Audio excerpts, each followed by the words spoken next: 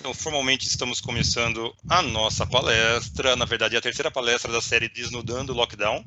Eu quero aproveitar e dar uma boa noite a todos os participantes, boa noite especialmente ao nosso palestrante, Dr. Thomas Conte, que gentilmente está dando o seu tempo precioso e o seu conhecimento para a gente. Muitíssimo obrigado, Dr. Thomas. Eu tenho alguns lembretes, alguns recados para dar a todos. O primeiro deles é que é necessário deixar o nome no chat para fins de controle da presença de cada participante. Ainda, gente, sempre deixem o microfone, a câmera desligados para a gente ter a certeza de uma boa qualidade da palestra e da gravação. Se vocês quiserem participar com perguntas, com comentários, é possível fazer isso mediante mensagem no chat. Isso pode ser feito a qualquer momento, não é necessário esperar o final da palestra do Dr. Thomas. Thomas Conte, nosso palestrante, é doutor em economia, cientista de dados, professor do INSPER e do mestrado profissional do Instituto de Direito Público, IDP de São Paulo. É sócio e CEO da AED Consulting, primeira consultoria especializada em análise econômica do direito do Brasil. É diretor acadêmico da Associação Brasileira de Direito e Economia e membro da Associação Brasileira de Jurimetria. Desde março de 2020, tem se dedicado à divulgação científica sobre a pandemia da Covid-19, atuando junto ao grupo Infovid e à rede Análise Covid-19.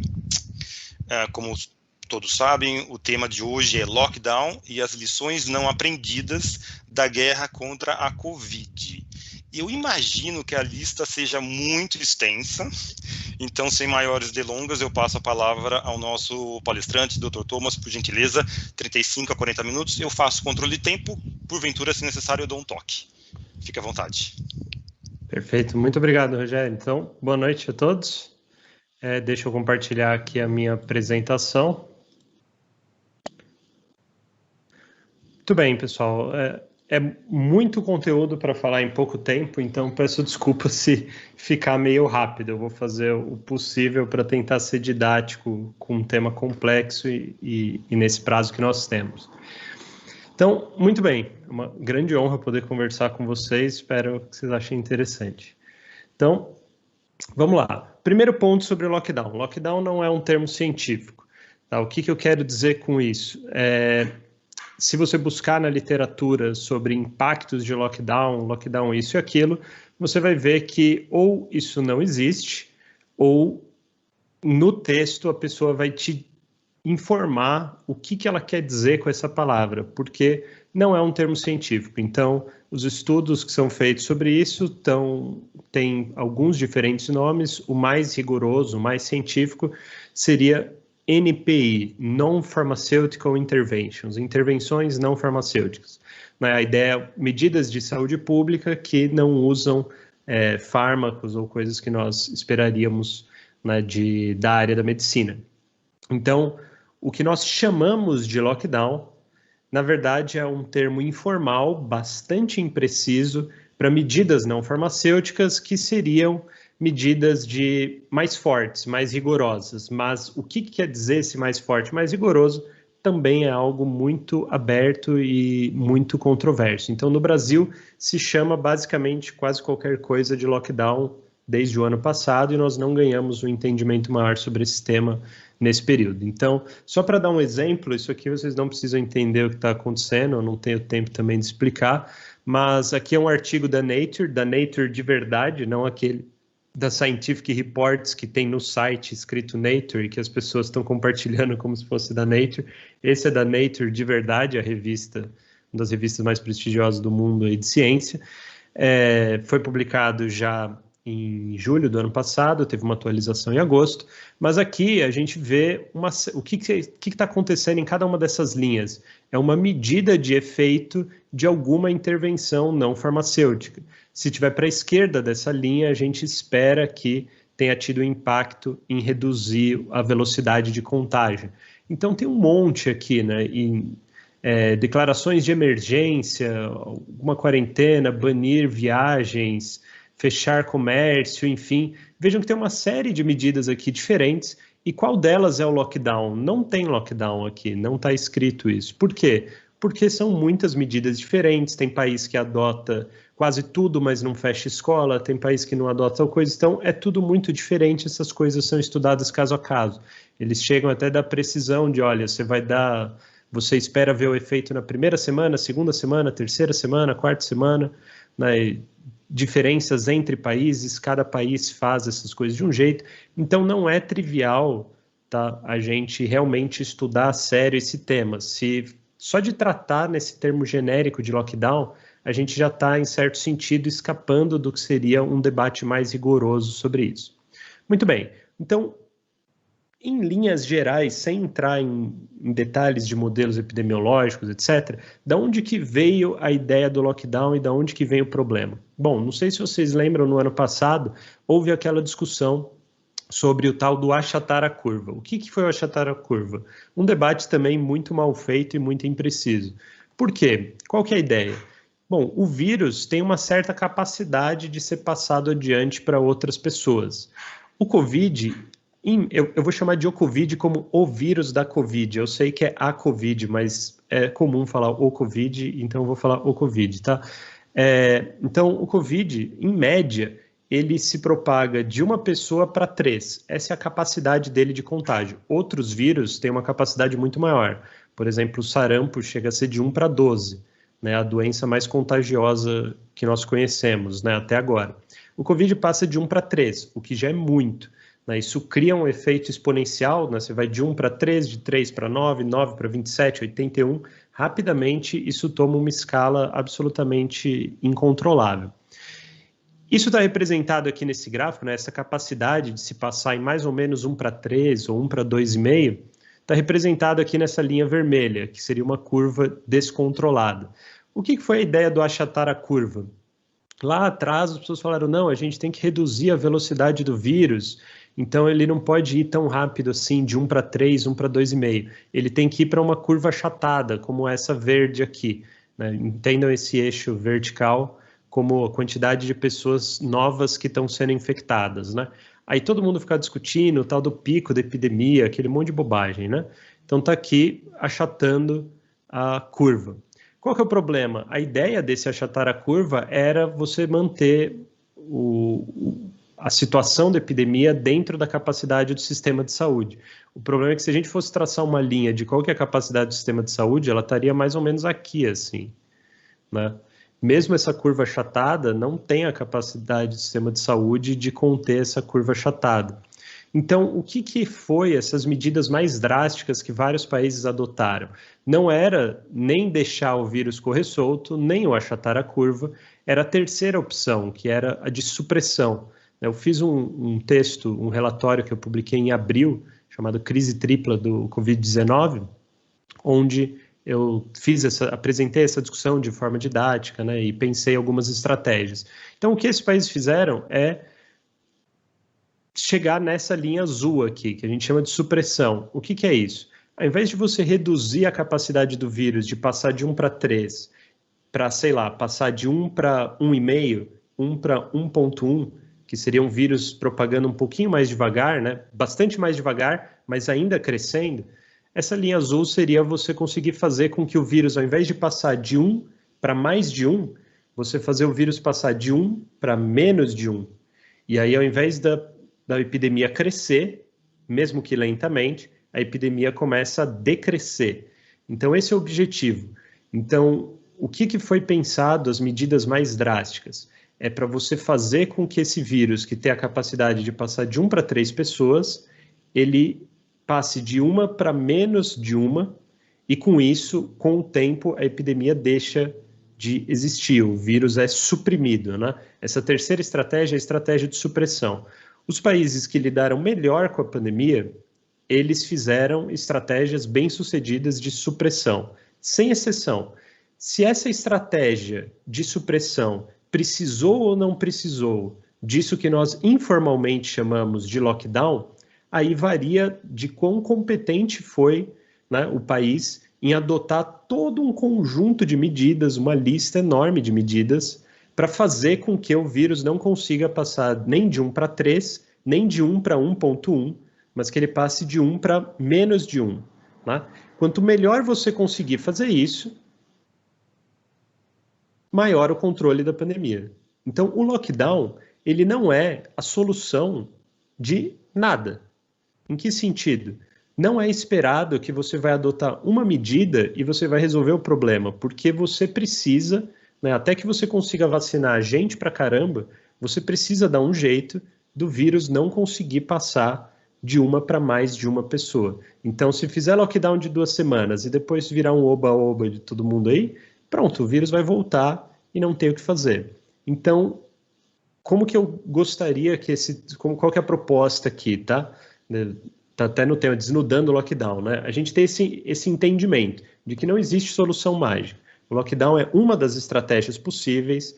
Esse termo é informal, não é um termo rigoroso. Na prática, mesmo as medidas restritivas é um leque de medidas e tem uma série de outras coisas que podem ser feitas. Uma boa estratégia de combate ao vírus, né, nessa guerra contra a Covid, ela tem apenas um objetivo, que esse número, né, de quantas pessoas o vírus infecta em média para frente fique menor do que 1. Se você conseguir fazer isso, tanto faz se você adotou lockdown ou não, vai funcionar, né? É vitória. Se você não conseguir, você vai ser derrotado, não importa se você deu lockdown ou não. Pode ser que você faça o lockdown e não consiga reduzir para menos que 1. Então tá dando errado, você está perdendo o jogo. Então é esse o dilema do lockdown em si. Bom, que outras estratégias nós vimos aí os países fazendo, né? Pensando que existe esse leque. Por exemplo, né, o Vietnã é um dos países mais bem-sucedidos aí no combate à pandemia. É um país com quase 100 milhões de habitantes, é um país muito mais pobre que o Brasil e é um país que até o momento registrou 35 mortes por Covid. Não estou falando 35 mil, estou falando, e nem 35 mortes por cada 1.000 habitantes, não, 35 em número absoluto é a quantidade de pessoas que morreram de Covid no Vietnã. Como que eles conseguiram isso? Bom, a gente vai ver, mas adotando desse leque de medidas, eles adotaram as medidas preventivas da forma mais rigorosa e competente possível desde o dia 1, né? E não ficaram desinformando a população em nenhum momento. É uma estratégia extremamente coordenada e rigorosa de adoção dessas medidas, né? Adotaram lockdown? Em alguns bairros, sim. Em alguns bairros precisou. No país inteiro precisou? Não. Quer dizer que o lockdown não funciona? Não. É que as outras medidas foram muito, muito bem feitas e aí não precisou. Com as novas variantes, a Europa, por exemplo, né, em janeiro, ela falou, olha, as novas variantes são ainda mais infecciosas. Esse número de 1 para 3 ou de 1 para 2,5, que era do Covid normal, com as novas variantes, a gente ainda está estimando esse número. A gente, assim, cientistas e eu acompanhando o trabalho deles, é maior. Maior quanto? Pode chegar até 1 para 4. Na variante britânica, que é estimada com a B117, é estimada como a mais transmissível, ela pode chegar aí até 1 para 4, né, em algumas estimativas. Então, é uma ameaça muito maior. Em resposta a essa ameaça, o que vários países europeus fizeram? Bom, vamos usar máscaras melhores. A gente já tinha adotado máscaras normais contra o primeiro vírus. Agora que o vírus está mais grave, a gente precisa de um escudo melhor. Quer dizer, o vírus está com armas mais fortes, vamos usar escudos mais fortes. Eles fizeram isso em janeiro. O Brasil não fez isso até agora, estamos em março. Em pleno colapso hospitalar, nós não temos uma medida dessa. Cada máscara dessas N95, PFF2, pode custar até R$ 1,25, se você comprando em quantidade lá da Delta Plus, tudo. Então não é caro, pode ser reutilizável, e elas protegem muito mais do que uma máscara de pano comum. Mas nós não fizemos nada. Por que eu estou discutindo isso numa discussão sobre o lockdown? Porque esse termo lockdown não é científico, existem medidas restritivas, o que a gente chama de lockdown são as medidas mais restritivas, e no limite tudo isso, o único objetivo é fazer aquele número ficar menor do que 1, só. Então, se nós não estamos fazendo isso das máscaras melhores, isso significa o quê? Que se você for ter que compensar isso com outra coisa, essa outra coisa vai ter que ser muito mais rigorosa, porque você não está usando uma das suas armas desse leque que você tem disponível. Né? Como você está num time de futebol, você pode entrar com 11 jogadores, você escolhe entrar só com 10, esses 10 vão ter que jogar muito melhor, porque você está desfalcado, não vai funcionar. Então, nós já não estamos fazendo isso da máscara, já é um problema. Aí nós não fazemos rastreio de contatos desde o ano passado, nenhum, zero. Mandetta descartou isso em março e até agora não foi recuperado. E essa é a estratégia mais vitoriosa de todos. Não existe um único país que conseguiu controlar a Covid sem fazer rastreio de contatos, nenhum. A rigor, o entendimento contemporâneo é, se você não faz isso, nunca vai estar sob controle. É impossível estar sob controle sem fazer isso. Nós não fazemos. Então, você está desfalcado com um jogador muito importante, você está jogando com 9, e tem várias outras coisas que a gente não faz, a nossa comunicação é uma bagunça, enfim. Então, tudo isso aumenta a pressão, né, sobre quão competentes vão ser as medidas restritivas, e algumas dessas medidas, como isso de não ter máscaras melhores, de não ter o rastreio de contatos, elas prejudicam no longo prazo, porque uma hora você vai ter que levantar as medidas restritivas, e aí quando você levantar, se todo mundo vai sem máscara de novo, né, se aglomera no transporte público e outras coisas, pronto, rapidinho, né, em questão de 1 mês, 2 meses, a situação sai do controle de novo. Então, esse é o nosso dilema, tá? Então, aqui, só para vocês verem, essa é a curva de contágio do Vietnã, né? Então, tá aqui, a última vez que alguém morreu lá no Vietnã de Covid foi dia 4 de setembro de 2020. País de quase 100 milhões de habitantes com fronteira terrestre com a China. Aí você fala, não, mas o país está fabricando dados. Não, nós não temos evidências de que o Vietnã esteja fabricando dados. Existe, embora seja um país com um partido único no poder, existe uma comunidade internacional muito grande no Vietnã, não é um país hiper fechado, não é um país com controle totalitário da mídia e de presença internacional, tem hospitais estrangeiros lá, então é tido como um país vitorioso, e as estratégias de sucesso do Vietnã são estudadas em países sérios. Pode ser que não seja exatamente 35 e seja 500? Pode ser, tá? É uma margem possível, mas colapso hospitalar não houve, contágio descontrolado não houve, né? Nenhuma presença internacional no Vietnã detectou isso, diplomatas, né?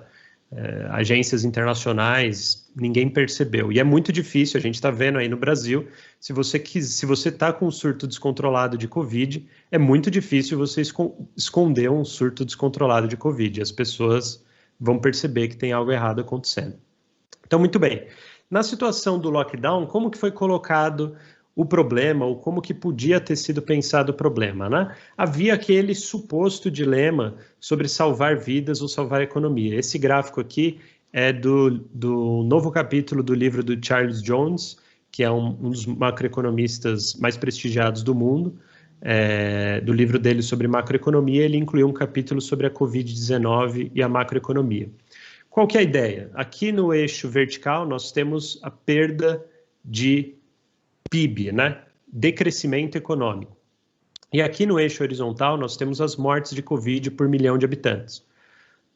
Então, quanto mais para cima a gente tiver, mais a gente perdeu para a economia. Quanto mais para a direita a gente está, mais mortes aconteceram no país. Então, o que é essa linha roxa, né? É um suposto dilema entre salvar vidas ou salvar a economia. Então, o que estaria acontecendo, né? Se você deixa a economia aberta, vai morrer muita gente por conta desse contato das pessoas, o vírus se espalha, morre gente pra caramba, mas como você deixou a economia aberta, o PIB não cai tanto. Se você fechar a economia, você vai ter uma queda do PIB muito grande, mas você salva vidas porque não vai ter essa transmissão do vírus. Então, esse é um dilema que foi colocado. Mas qual que é o problema, né? É possível, né, que você tenha uma série de políticas que melhorem as duas coisas. Se você der um jeito de tornar a situação do país segura ao ponto das pessoas conseguirem viver a vida delas o mais próximo possível de algo normal, isso vai salvar vida pra caramba, né? Você vai estar nesse ponto aqui do grafo, onde você salva vidas pra caramba e não tem grandes perdas econômicas, porque você devolveu a segurança para a população e a economia está funcionando normal. Ou se você fizer políticas muito ruins, pode ser que você perca as duas coisas, pode ser que morra gente pra caramba e a economia seja destruída, porque você perdeu o controle totalmente. Então, como que ele coloca? Ele fala, olha, no curto prazo, E curto prazo, na situação do Covid, a gente está falando de uma semana, de semanas ou meses. Pode ser que você fechar alguma coisa, né, ou abrir, vá ter esse efeito aqui. Pô, fechei todo o comércio, nossa, esse mês caiu para caramba a minha receita. Realmente, mas você salvou vidas, ok. Mas no longo prazo, em um ano inteiro, será que vai acontecer isso mesmo? Ele coloca isso aqui como um dilema de curto prazo versus longo prazo, sendo curto prazo algumas semanas ou 2 meses. O que mostrou, né? Aqui é essa forma roxa aqui de encarar, ela foi importada aqui para o Brasil como se fosse algo de longo prazo, como se no longo prazo isso também aconteceria. Como assim? Aqui é uma projeção do Banco Central. Eu não vou entrar nos detalhes, tá? Tem muita coisa nesses gráficos, mas assim, depois vocês vão ter os slides, vocês podem dar uma olhada. O Banco Central divulgou no começo da pandemia esses slides aqui, onde eles falam, olha, você pode ter uma curva descontrolada com uma recessão pequenininha, ou você pode ter a tal curva achatada com uma recessão grande. E é tão simples quanto isso, né? Nada formal, né? Vão lá e jogam, olha, é isso que eles acham que ia acontecer. Só que será que é realista isso? Qual que é o problema? Por que não é realista imaginar isso? Existe o problema do chamado, que eu chamei, né, de lockdown endógeno. Alguns outros autores agora estão começando a usar esse termo, mas lá em abril do ano passado eu chamei de lockdown endógeno. O que é isso? Endógeno em economia a gente chama as coisas que têm causas internas. Tá? Em que sentido? Na hora que a gente pensa o lockdown, a gente sempre pensa como se fosse lá um governante que vai de forma abrupta, do nada, e decide uma política de fechar tudo.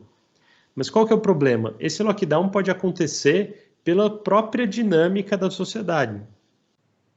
Ao longo da epidemia, dependendo do comportamento da epidemia, você pode ter a sociedade pressionando para que aconteça um lockdown. Ou as próprias pessoas reagindo a isso. Exemplos, né? Sem oxigênio, o Amazonas pede para transferir 60 bebês prematuros a outros estados. O que é isso? Isso é um desastre civilizacional, né? Imagina, morrer 60 bebês prematuros por falta de oxigênio.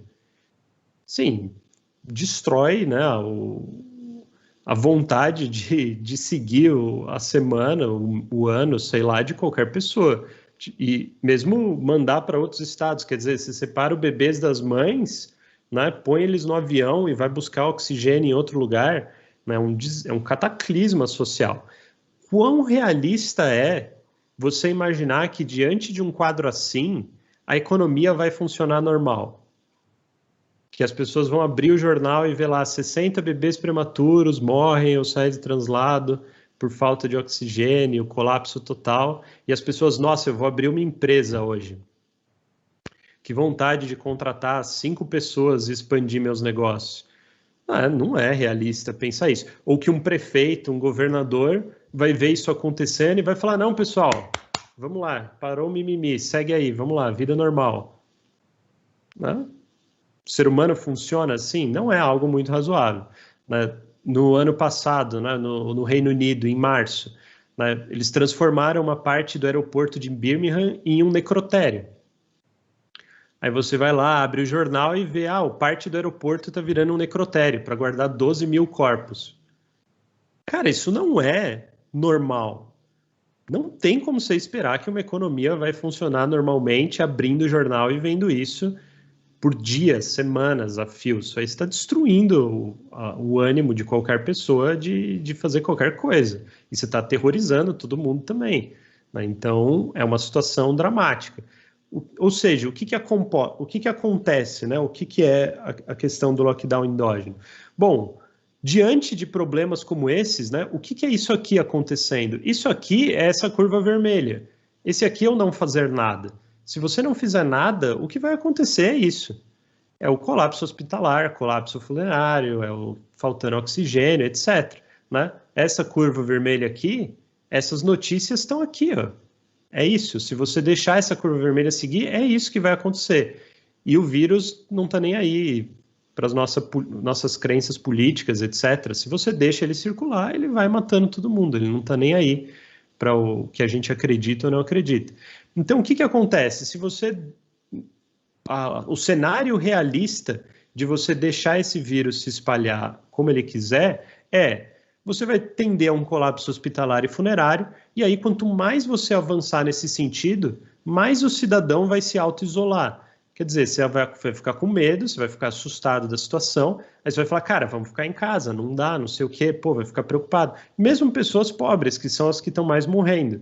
Muitas delas vão falar, cara, não dá, olha, meus parentes estão todos internados, tudo, eu tenho problema do coração, o pobre não quer morrer também. Mas se a situação fica muito catastrófica, mesmo pessoas passando necessidade, elas vão falar, cara, não dá, vamos tentar segurar as pontas aqui. Então as pessoas se auto-isolam. Quando elas se auto-isolam, elas também deixam de ir em comércio de rua, elas também deixam de ir no shopping, elas também deixam de fazer essas coisas. E você vai ter impacto econômico por todas essas vias, quer você queira, quer você não queira. E mesmo se inicialmente as pessoas forem contra medidas restritivas, quando vai aumentando o colapso hospitalar, vai chegando no colapso funerário, a tragédia vai aumentando demais, as pessoas mudam de opinião. É realista pensar que as pessoas vão mudando de opinião ao longo da trajetória. Elas vão falar, cara, tudo bem, eu não queria fechar, mas não está dando, assim, a situação está muito difícil. E aí as pessoas começam a pressionar o prefeito, o governador, né? Em outros países, o presidente, né? Falando, cara, não dá, essa situação é totalmente inadmissível, você tem que fazer alguma coisa. E aí a pessoa responde como? É o lockdown que vem por uma resposta ao colapso. Então não é um lockdown para você criar uma forma de transformar pegar aquele número que é maior do que 1 e colocar ele menor do que 1. É um que vem por medo, você fala, cara, já não deu, não conseguimos, está tudo explodindo, reage, né? É o lockdown que vem como reação a um colapso e não como uma estratégia para impedir o colapso. Né? Então, se é isso que vai acontecer, então a gente não está tratando de um cenário em que fica tudo aberto e a economia vai bem, e um outro cenário onde a economia fecha, salva pessoas, mas a economia é destruída. A gente está falando, você quer 1 mês, 2 meses de economia aberta, com uma ilusão de segurança, para ter que fechar tudo daqui 2 meses com tudo explodindo, ou você quer adotar as estratégias antes, dar seguranças para as pessoas, e daqui 2 meses até o fim do ano, quem sabe a economia funciona normalmente e você evita o colapso. Né? Se essa hipótese do lockdown endógeno ocorre, essa segunda opção é claramente preferível. É melhor você ter 10 meses de estabilidade do que 2 meses com uma ilusão de estabilidade. E o que aconteceu no longo prazo? Aqui também é do livro, o capítulo do livro do Charles Jones sobre a macroeconomia do Covid. Ele trouxe dados de vários países aqui, que a gente já tem dados sobre isso, da queda do PIB e das mortes por milhão. Vejam que ele está bem na direção daquela seta verde que a gente viu antes. Quer dizer, não existiu aquele trade-off entre perda econômica e salvar vidas. Não aconteceu. O que aconteceu foi que os países que mais conseguiram proteger a população, né? Estamos falando da China, da Coreia do Sul, da Noruega, da Finlândia, da Turquia, Japão, a Nova Zelândia, esses países aqui conseguiram proteger a população em alguma medida e tiveram uma queda do PIB pequena. E os países que não conseguiram, aí tem aqui o Brasil, o Reino Unido, a Espanha, a França, o México, os países que não conseguiram tiveram perdas econômicas graves e morreu gente pra caramba, né? Então não houve esse trade-off entre saúde e economia. Você proteger a saúde das pessoas e impedir essa situação de colapso fez com que no longo prazo a economia tivesse um desempenho melhor, que era o que a gente esperaria dentro dessa hipótese aqui. Muito bem, como que a gente vê isso acontecendo, né? Eu vi muitos até conhecidos, né, fazendo piada que isso aqui, uma cidade na Austrália, né, Brisbane, entrou em 3 dias de lockdown por conta de uma única infecção de Covid. Aí você fala, pô, os caras são malucos, fecharam a cidade inteira por conta de uma infecção, nossa, o custo econômico disso, etc. O que eles estão pensando? Cara, se eu não impedir essa infecção de se espalhar com o máximo das minhas habilidades, a gente vai ficar aberto por 2 meses e depois vai ter que fechar, não por 3 dias, mas vai ter que fechar por 1 mês, 40 dias, até todas essas coisas voltar para trás, e vai morrer gente para caramba, e o colapso, etc. Fecha por 3 dias, contém isso, rastreia os contatos das pessoas, isola essas pessoas e depois reabre com segurança. Aí você pode ter um aberto de tênis na Austrália. Bota 30 mil pessoas dentro de um espaço aglomerado e tá tudo bem, a economia está funcionando. Por quê? Porque o vírus não está lá. Voltou tudo ao normal. Eles são idiotas ou a gente são idiotas, né? Então, qual que é o mecanismo causal, né? Como que se imaginou, como que as pessoas imaginam de forma ingênua, né, intuitiva, essa situação do lockdown? Elas acham que o poder público vai adotar medidas restritivas e isso vai afetar a trajetória da epidemia. E é só isso. Ah, você restringe aqui e vai afetar lá, restringe aqui e afeta a trajetória. Na prática, o que acontece? As pessoas também estão tomando decisões voluntárias de se isolar ou de se precaver. Fico em casa ou não fico? Uso máscara ou não uso? Essas medidas voluntárias, elas afetam a trajetória da epidemia também. Então, é as duas coisas, é o poder público agindo de um lado e a população de outro. As informações que a população recebe são determinantes para toda essa parte voluntária. Então, se você fica falando para as pessoas não usar máscara, se desinforma, faz elas minimizarem o risco, isso vai impactar o comportamento das pessoas. Elas vão se jogar no vírus e isso vai contribuir para aquele número que precisa ir para baixo de 1 e ficando acima de 1.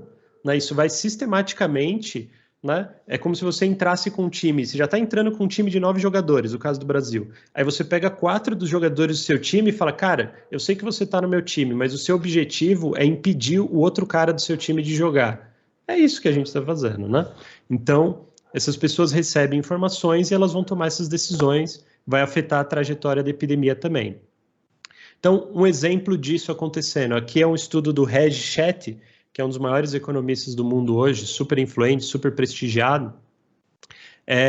Ele fez um estudo usando dados privados de alta granularidade sobre como que os negócios são afetados por políticas de restrição de movimentos. E o que ele detecta lá? Que as políticas não afetam muito os negócios, pelo menos não nos Estados Unidos, com os dados que eles usou. Por quê? O que ele percebeu? Os negócios que são mais afetados, pelo menos nos Estados Unidos, que é onde ele fez o estudo dele, são pequenos comércios de rua.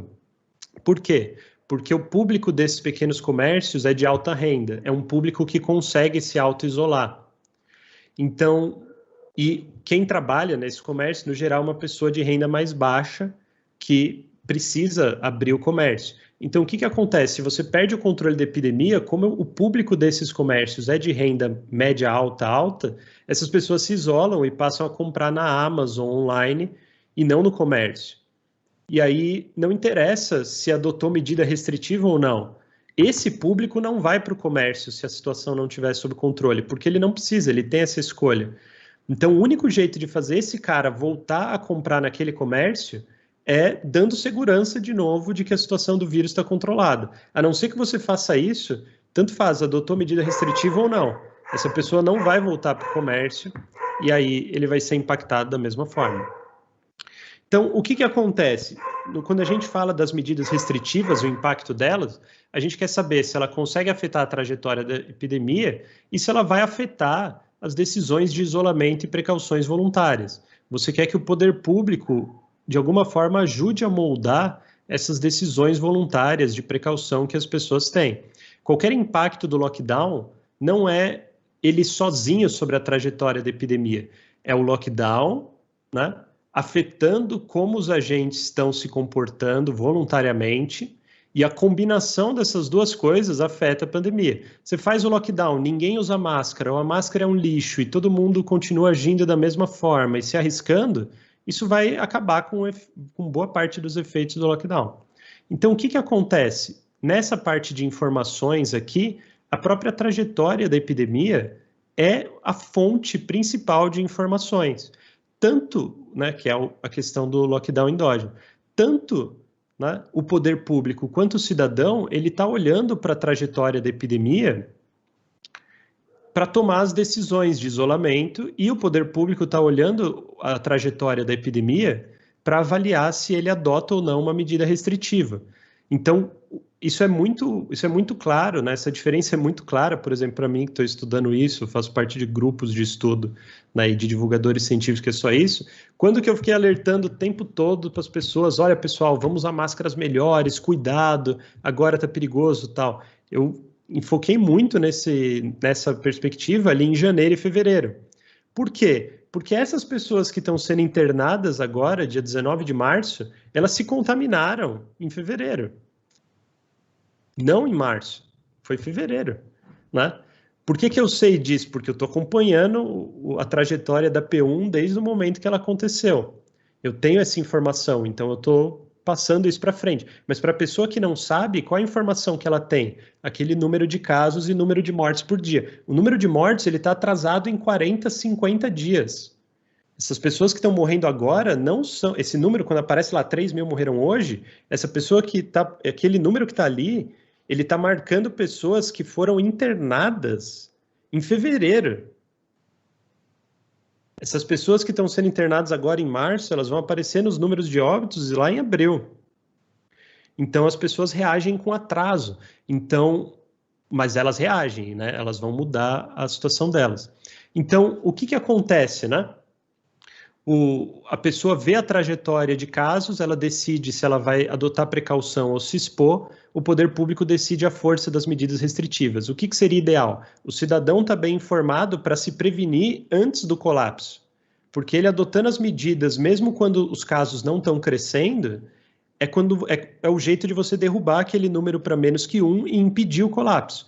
Quando já está os números subindo para caramba, quer dizer que você não agiu por uns 2 meses. E aí, não, agora eu vou fazer alguma coisa. Tá, isso ajuda? Ajuda. Mas você podia ter feito isso muito antes, se você tivesse bem informado e se as medidas fossem feitas de formas preventivas e não como resposta ao medo. Os países que controlaram a pandemia, eles agem preventivamente, a gente age na base do medo. O comportamento dos cidadãos, né, e do poder público afeta as oportunidades do vírus de ser transmitido, e isso afeta a trajetória da epidemia, que, por sua vez, volta para cá, né? Então, se o isolamento funciona, né, se essas medidas, lockdown, etc., funcionam, eles têm que ter um impacto a mais, né, além do auto-isolamento. Então, quando vem aquela curva de casos explodindo, bum, e aí depois, sei lá, algum lugar não faz um lockdown, não faz alguma coisa, depois começa a cair, o que as pessoas pensam? Ah, não, atingiu a imunidade de rebanho. Não. O que aconteceu é que todo mundo ficou com tanto medo daquela subida de casos e mudou o comportamento que dali um mês a coisa começou a cair, mesmo se você não fez alguma coisa. E quando você faz, você espera que a queda seja mais forte, porque você vai ajudar a população e você vai falar, olha, população, você já estava caminhando nesse sentido, vamos mais. Ao invés de 50% adotar, vamos para 60%, 70%, né? E aí você dá um empurrãozinho a mais. Então, o setor público e os agentes privados trabalham juntos. Aqui é um exemplo de um artigo do Viktor Chernousov, que é um grande econometrista, um cara muito, muito bom nessa área de análise de impacto de políticas públicas. Ele fez o desenho, tá, desse mecanismo causal, eu simplifiquei, mas eu me inspirei bastante nesse paper dele. O cara do MIT é muito bom. Coautor do Acemoglu, para quem conhece o Acemoglu, né? Então ele fez um estudo empírico considerando todas essas variáveis e a relação entre elas ao longo do tempo. Ele usou, né, a trajetória de aumento de casos para falar, olha, eu vou controlar por isso, porque isso vai moldar a resposta dos cidadãos. Eu quero saber se em 2 lugares que os cidadãos estão vendo a mesma trajetória de casos, se o lugar que adotou o, entre aspas, lockdown, vai ter uma redução maior do que o que não adotou, dado que as pessoas vão reagir voluntariamente nos 2 lugares. Eu quero saber se a resposta do poder público adiciona alguma coisa. Conclusões dele, sim. Máscaras, ele estima lá que os Estados Unidos poderia ter salvado dezenas de milhares de pessoas se tivesse adotado leis de obrigação de uso de máscaras antes, medidas de restrição, né, de restrição de mobilidade, né, ou de alguns fechamentos, aí ele divide em vários tipos, porque a discussão científica é feita desse jeito, ele também detecta que isso teve efeito, sim, para reduzir a trajetória de contágio. né? Aqui um outro artigo, o artigo da Nature que eu citei no começo é esse aqui, né, que também lá em junho, julho já tinha identificado que sim, você consegue ter um impacto dessas políticas em vários países. Então, para finalizar aqui, gente, os partes finais, o que era, né, da parte das lições não aprendidas? Como vocês devem ter visto, a gente não fez basicamente nada, né? Então, desculpa sorrir quando eu digo isso, é porque eu já estou nisso há um ano, eu preciso lidar com isso com algum nível de desprendimento, senão eu não consigo dormir à noite. Então, a estratégia ótima inicial para o Brasil, qual que era? Né? O que a gente já sabia, tá? A gente já sabia, em fevereiro já se sabia. A gente tinha que ter uma comunicação muito clara e coordenada sobre quais são os riscos do Covid, né? Campanhas em massa de conscientização, colocar grandes lideranças políticas, eleger um líder, isso está no guia oficial da OMS de respostas a ameaças de pandemia. Você não coloca o presidente, você não coloca o governador, o prefeito para ser o cabeça da comunicação com a população. Por quê? Porque esse cara tem um envolvimento político, parte da população já não votou nele. Você quer alguém que a maior parte da população já vai apoiar de partida. Um cara que ganha por maioria no Brasil em qualquer eleição, ele tem apoio de 30% da população no máximo, porque 30% votou em outra pessoa e você tem mais uns 30% que votou nulo branco, não foi votar. Então você tem que pôr alguém que consegue o apoio da maioria. Então o que vários países que tiveram uma boa resposta à pandemia fizeram? Colocaram profissionais de saúde, né?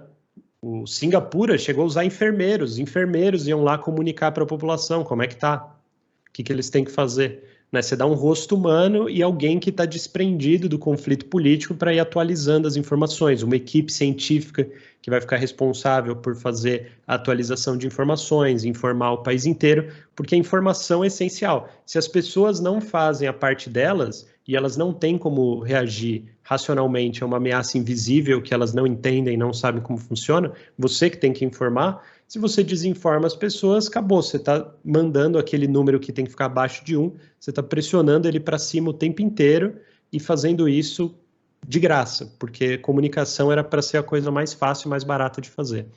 Depois, a gente tinha que ter capacitado a infraestrutura de resposta. O que eu quero dizer com isso? Capacidade de testagem, capacidade de rastreio de contatos, né? Tudo isso tinha que ficar mais bem colocado. Vários países, Vietnã incluso, pegaram instalações militares, hotéis e hospitais, né, enfermarias, e usaram elas para receber pessoas que testavam positivo para o Covid. Por quê? Tira essas pessoas de circulação no sentido forte, mantém elas sob observação no ambiente controlado, que aí ela não espalha nem para as outras pessoas da família dela, se ela vive numa casa abarrotada, que é o caso do Vietnã e do Brasil, né, mas também não espalha para outras pessoas. Não fizemos absolutamente nada disso. Prevenir ao máximo a entrada e disseminação do vírus. Também não fizemos, né? Não controlamos os aeroportos o ano inteiro, tudo atrasado, nada foi feito.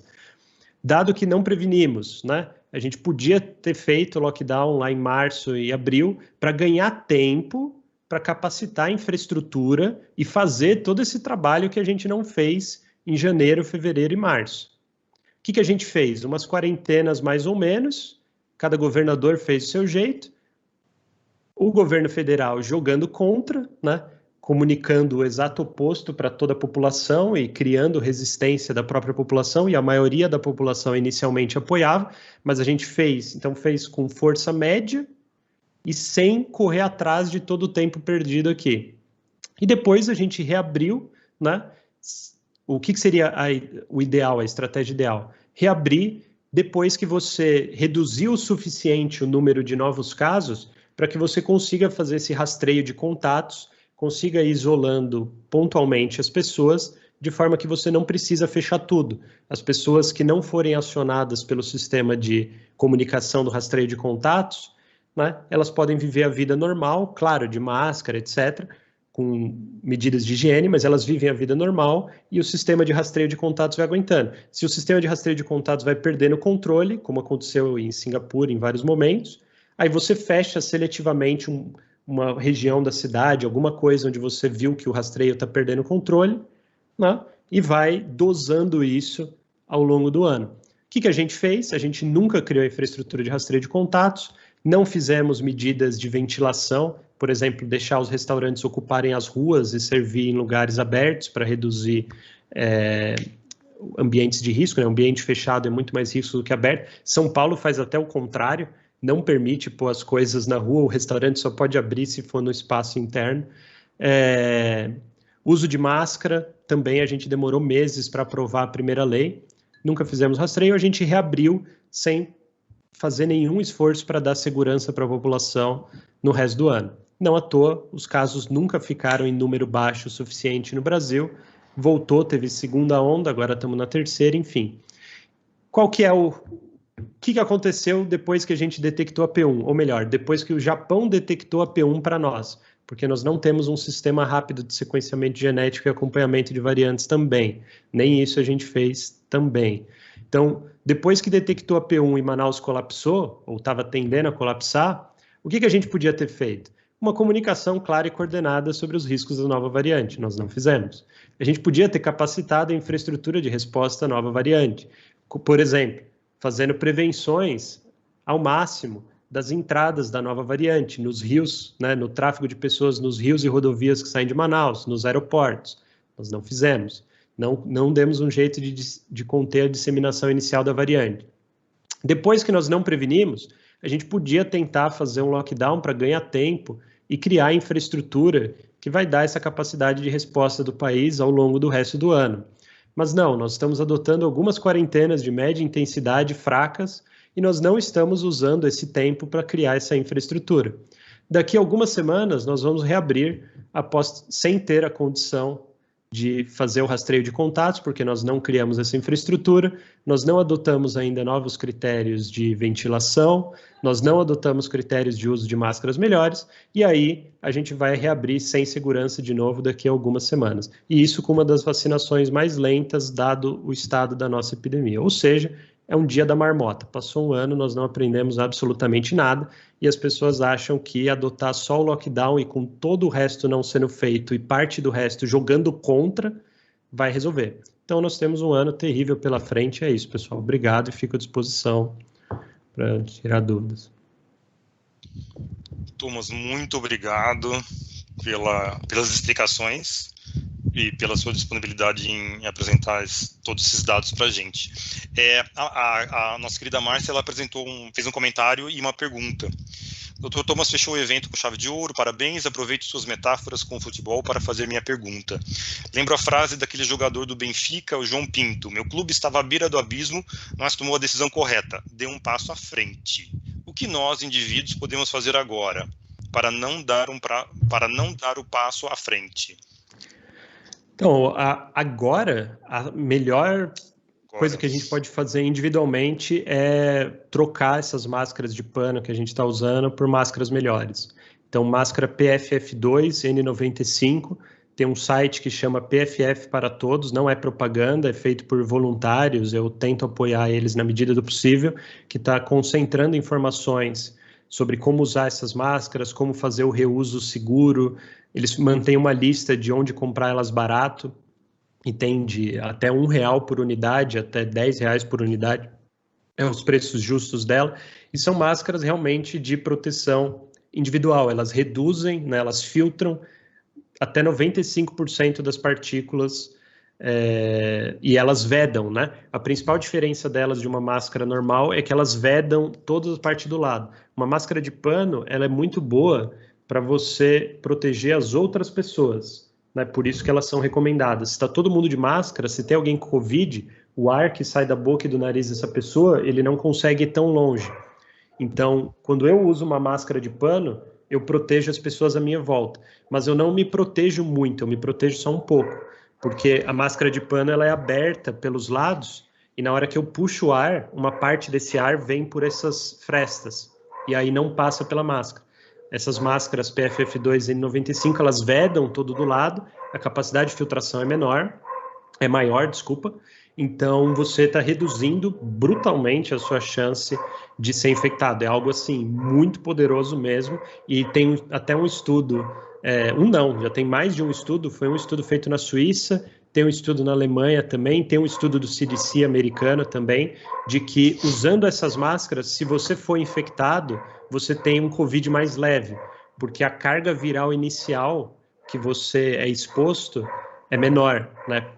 Não vai passar, imagina alguém tossindo na sua cara, vai entrar de uma vez 100 mil, 200 mil cópias do vírus, cada um deles ele infecta uma célula sua, ele faz 10 mil cópias por vez, então se entram 1.000 ao invés de 200 mil, você está comprando um tempo enorme aí para o seu sistema imune reagir a esse vírus, então a gente tem até isso. No momento atual, é o melhor que a gente pode fazer individualmente, eu já comprei, né, dezenas dessas máscaras, distribuir para família, amigos, eu falei, ó, cara, vai lá, ver que é um jeito de proteger as pessoas, a vacina para quem não é de algum grupo prioritário, vai no fim do ano para mais. Então, o melhor que a gente pode fazer é trocar nossas máscaras por essa e avisar nossos amigos e familiares. É o que dá para fazer, porque do ponto de vista de políticas públicas, a minha esperança, eu pressiono, mas como dever moral. Eu sou um realista e, sendo realista, eu acho que vai ser muito difícil a gente ter uma resposta competente, dado esse cenário aqui que eu mostrei para vocês. A gente não fez nada do que é básico, incontroverso e barato. Imagina as coisas que são um pouco mais controversas, caras e difíceis, né? Então, o que eu acho que dá para fazer é isso, pelo menos a gente se protege individualmente. Então, na verdade, seria máscara e esperar uma vacina. É o que restaria. Tá. Até tem uma questão também trazida pela Ana Carolina da Veiga, ela pergunta sobre 2 máscaras. Vale a pena usar? Então, essa discussão das 2 máscaras, você pode, mas realmente não tem necessidade. 2 máscaras protegem menos do que qualquer uma dessas máscaras padrão PFF2 N95. Por quê? Porque 2 máscaras vai aumentar, né, o efeito de bloqueio, de passar, né, o vírus para frente, se você estiver infectado, e vai aumentar um pouco essa filtração pela frente. Mas como 2 máscaras não melhora a vedação, então tudo bem, aí vai vir pelos lados, de algum lado. Então, uma máscara dessas, né, tanto que, um parênteses aqui, saiu a notícia do Ministério da Saúde, né, que eles compraram máscaras lá, que não é N95, eles compraram a KN95, né, que é um outro modelo, cuidado com isso, é um modelo importado da China, ela é melhor do que qualquer máscara de pano, ela é melhor do que 2 máscaras, mas esse próprio lote que o Ministério da Saúde comprou está escrito em letras garrafais, não médica, não é uma máscara médica. Não é para uso hospitalar, né? Exato, não é para uso hospitalar. Dentre outros motivos, por causa da vedação. Ela prende na orelha e aí ela não veda direito. As N95 de verdade, elas têm 2 elásticos, um que vem aqui pela nuca e um que vem para cima. E não é para ser desconfortável. Se vocês comprarem uma, tentarem usar e ficar desconfortável, não é por conta não é uma característica da máscara, é uma característica do modelo. Tem vários modelos diferentes dessas máscaras. A primeira que eu comprei eu achei super desconfortável. Eu falei, nossa, os médicos são heróis de usar isso aqui por tanto tempo, tudo, porque é super desconfortável. Aí eu vi isso sobre os modelos, peguei um outro, é mais confortável do que a máscara de pano, porque ela não fica grudando na sua boca, ela não fica acumulando suor, calor. Se o modelo é bom para você, ele vai ser mais confortável do que uma máscara de pano. Então, se você tentar usar e não gostar, testa outro modelo. Perfeito. É reutilizável, sim, Dirce. É reutilizável, sim. Vou mandar umas imagens aqui. Eu vou mandar umas imagens aqui de informação sobre isso.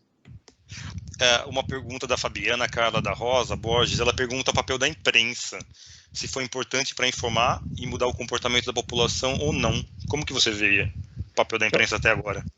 Eu acho que foi, pelo menos a imprensa um pouco mais comprometida com a situação, eu acho que foi, né? Acho que fez, inclusive, o papel que o Ministério da Saúde não fez, né? Então, por exemplo, essa questão das máscaras melhores já saiu em vários jornais, né? Uma pauta que eu e outros divulgadores estão batendo desde janeiro e agora conseguiu penetração na mídia. A mídia está divulgando isso, né? As pessoas estão começando a mudar voluntariamente. Você vê as buscas no Google, está começando a mudar. O Ministério da Saúde não fez nada. Então, assim, alguma coisa está ajudando. O que eu acho que eles poderiam ter feito a mais, mas não fizeram, foi uma escolha da mídia brasileira e do governo brasileiro também em geral, é não cobrir a situação dos hospitais. Outros países não fizeram isso. Reino Unido, Itália, eles cobriram a situação dos hospitais, passando inclusive ao vivo em jornais. Por quê? Porque é para a pessoa saber, né? Ela tem uma dimensão da coisa. A gente está 2 semanas lendo notícia lá, porque o hospital vai colapsar, o hospital não sei o quê. Gente, já colapsou, faz 3 semanas que está colapsado. Né? Eu estou no grupo dos médicos, acompanho, cara, tá um desastre o país, só que as pessoas não sabem, porque elas não enxergam lá dentro e não tem ninguém transmitindo o que está acontecendo lá dentro, mas já colapsou faz tempo, a situação está absolutamente aterradora. E, por exemplo, as pessoas tratam as mortes de Covid como se fosse qualquer coisa. Como se fosse, o cara teve um infarto, morreu de Covid. Cara, morte de Covid, você fica 14 dias sufocando. É tipo morrer afogado, só que é um afogamento que dura 14 dias. Aquilo é uma tortura. E as pessoas não têm uma dimensão muito boa disso, porque não foi filmado. Foi uma estratégia, foi uma escolha da mídia brasileira de, não quero expor meus jornalistas, né? Não quero que o jornalista entre lá para gravar, mas ele poderia ter uma máscara dessa melhor. Você vê mesmo os jornalistas, eles usam máscaras comuns, eles não usam essas PFF2. Né? Na Itália, no Reino Unido, eles entram com essas máscaras, com face shield, com tudo, mas vão lá e cobrem. Então, eu acho, na minha opinião, o que faltou foi isso. Eu acho que as pessoas não têm dimensão. Assim, é como você fala, cara, a pessoa morreu de colheradas, mataram ela com colheres. Cara, isso é muito mais tenso e muito mais horrível do que imaginar uma pessoa levando um tiro. E uma morte de Covid é isso, né? É a pessoa morrer a colheradas, é algo que se arrasta, você não consegue respirar. Eu já tive uma pneumonia de 5 dias, pneumonia comum, alguns anos atrás. E, cara, eu não desejo isso para ninguém. Covid deve ser muito pior. Então, e as pessoas não têm dimensão disso, em parte por escolha da mídia. Que tenso, né? É. Que tenso. Existe alguma perspectiva boa? Vacina. Chance de algo? Vacina. Só vacina. Só Brasil, vacina. só vacina. Só vacina. Até lá? Até lá, torcer por essa questão das máscaras melhores. Eu estou tentando pressionar no sentido de prefeitos, governadores, né?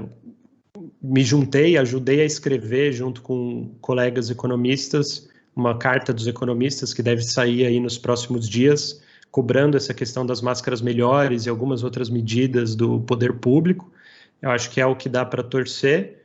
E a maior esperança mesmo, acho que é os países desenvolvidos acelerarem a vacinação deles o suficiente para transbordar a vacina para cá.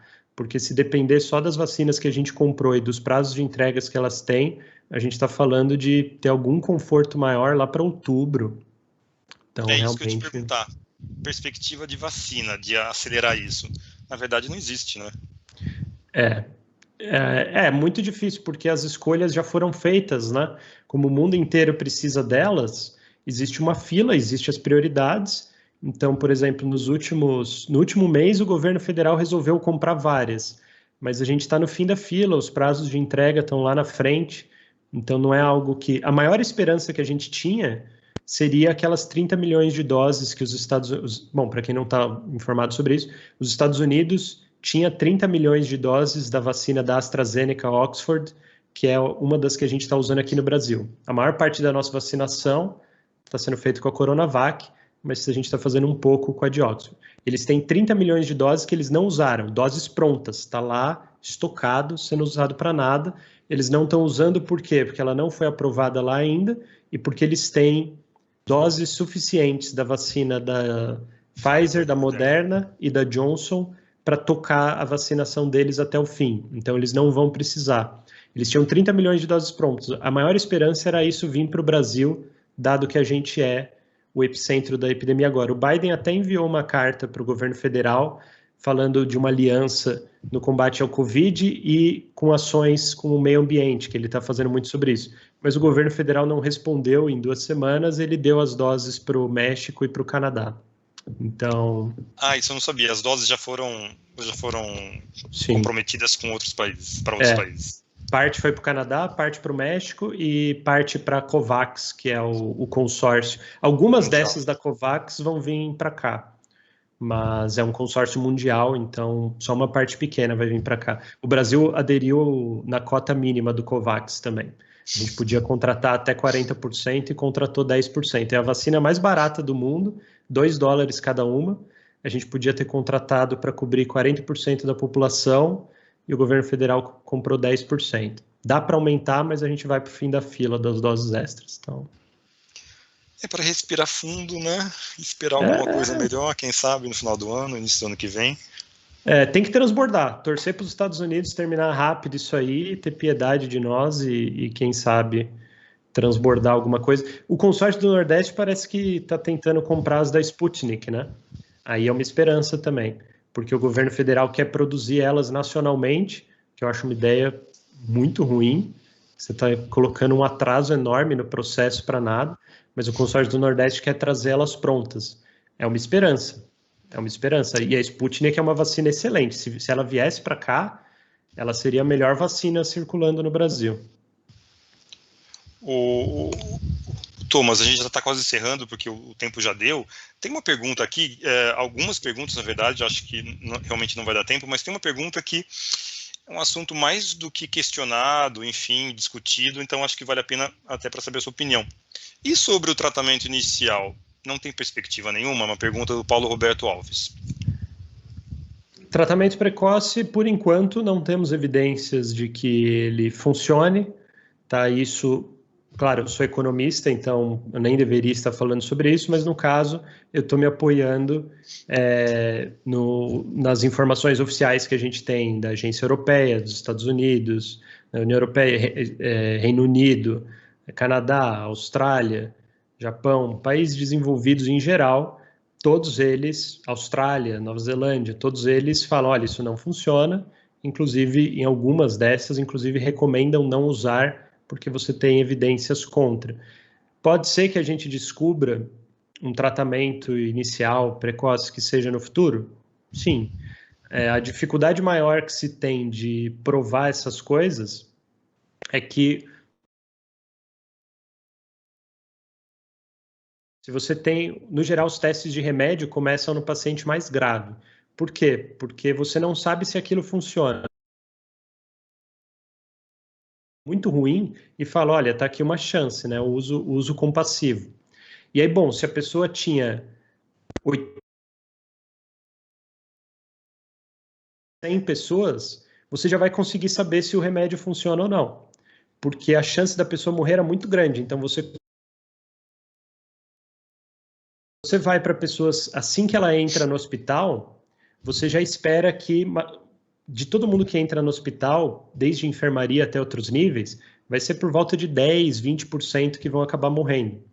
Então, se você vai para o nível do hospital, você já precisa estudar muito mais gente. Você não vai conseguir estudar 30, 40 pessoas e tirar a conclusão. Você vai precisar de 200, 300, 400 pessoas para conseguir garantir que o resultado final não vai ser por puro acaso. E aí o problema do tratamento inicial é, se você trata as pessoas assim que ela começou com alguma suspeita da COVID, a gente já sabe que desse total de pessoas vai ser mais ou menos 1, 2%. Com a nova variante, talvez chegue em 2% de pessoas que vai acabar morrendo. Então, se você pôr 1.000 pessoas para testar esse negócio, no final você espera que 10 pessoas vão morrer. Aí você vai e faz o teste. Coloca lá 1.000 pessoas de um lado, 1.000 pessoas do outro. Aí no final, em um braço morreram 11. No outro braço morreram 9. Foi efeito do remédio?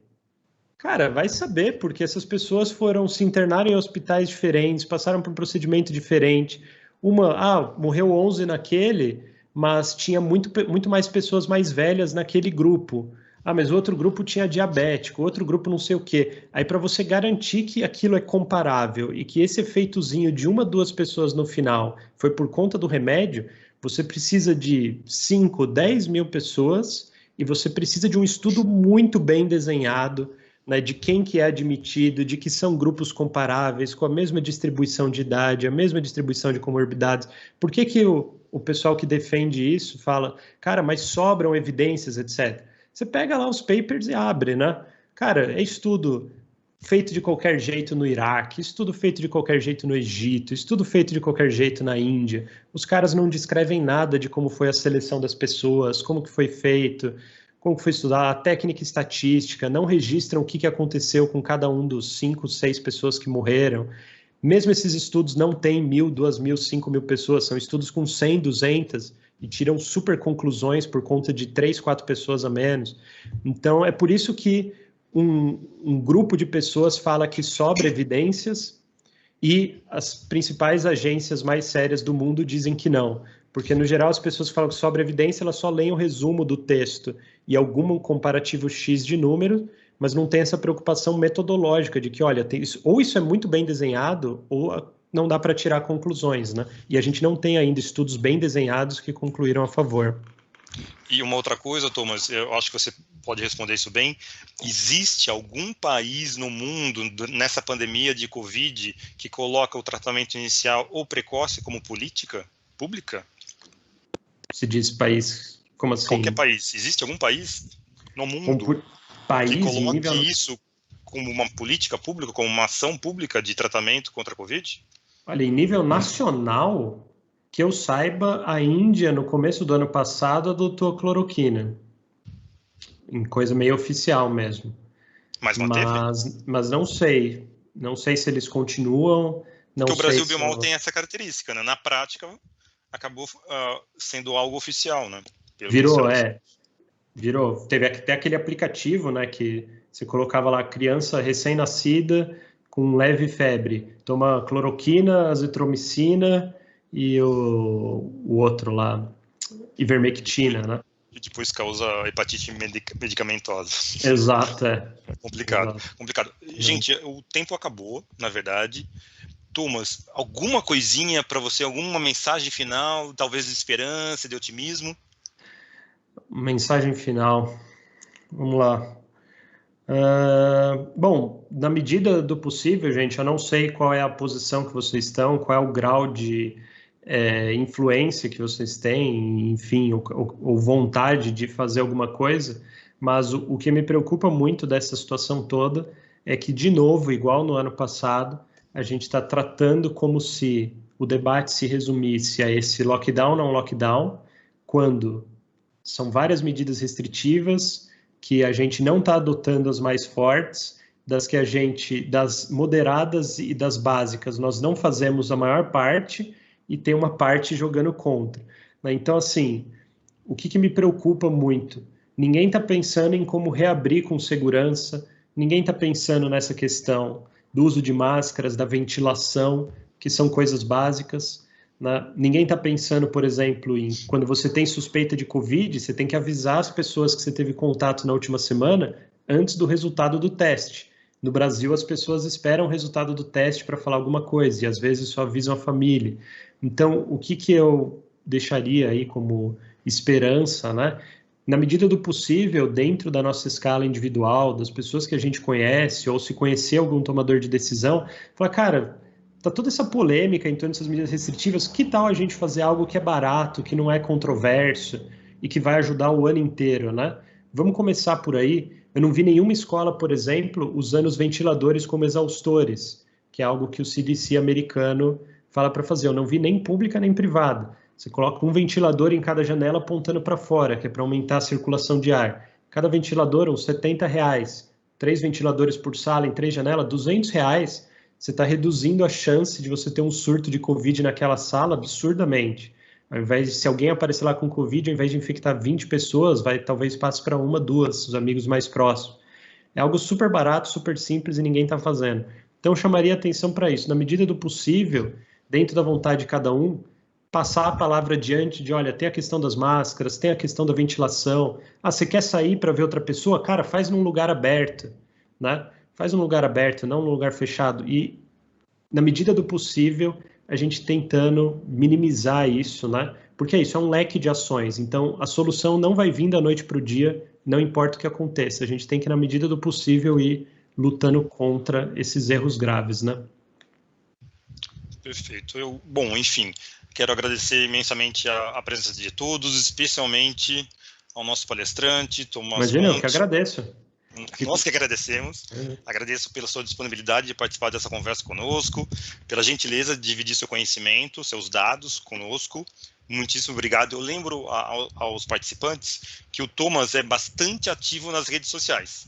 Ele tem o Instagram e tem o Twitter, que ele coloca muitos dados, muitas informações. Quem quiser, basta segui-lo. Certo, Thomas?